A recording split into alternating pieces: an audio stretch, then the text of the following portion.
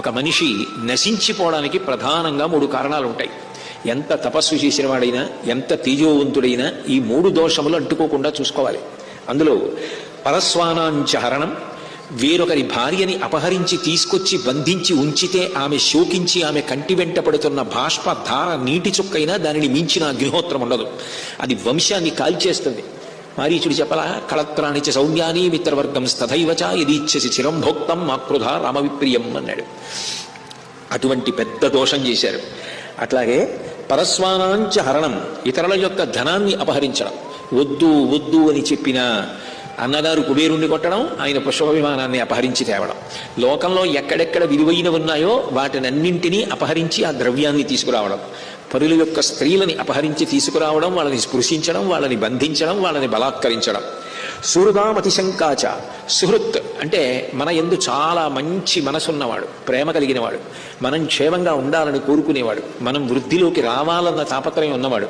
అటువంటి వాడి మీద శంక పెట్టుకోవడం. వాడు నిజంగా నా మీద ప్రేమ ఉండే మాట్లాడుతున్నాడా, వాడు నా మీద ప్రేమ లేకుండా కపటంగా మాట్లాడుతున్నాడేమో అని అనుమానాన్ని పెంచుకోవడం ఒక వ్యక్తి నశించిపోవడానికి కారణం. ఈ 3 మీ నాన్నగారి యందు అన్వయం. మీ కుటుంబంలో అందరికీ ఇవి అలవాటైపోయి నిష్కారణంగా లోకక్షేమాన్ని కోరుకునేటటువంటి మహర్షుల్ని సంహరిస్తూ ఉండడం, దేవతలతో విరోధం పెట్టుకోవడం, అహంకారం, నా అంత వాణ్ణి నేను, నాకన్నా గొప్పవాడెవరంటూ ఉండడం, శత్రుత్వం, అయిన దానికి కాని దానికి శత్రుత్వం పెట్టుకుని అవతల వారి మన మీద క్రోధం పొందేటట్టు, అవతల వారు మనం స్మరణలోకి రాగాని వాడు పరమ దుర్మార్గుడు, వాడు నశించిపోవాలని కోరుకునేటటువంటి భావం పుట్టేటట్టుగా ప్రవర్తించడం.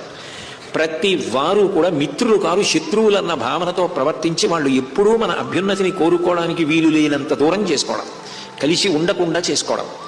ఇవన్నీ ప్రమాదకరం. విశేషించి ప్రతికూలత్వం. ఏదైనా ఒక మంచి మాట చెప్దామన్నా అసలు వినకపోవడం. ఇవన్నీ కలిపి ఒక వ్యక్తి నాశనానికి కారణమవుతాయి. కానీ ఒక వ్యక్తి అభ్యున్నతికి ఎట్లా కారణమవుతాయి?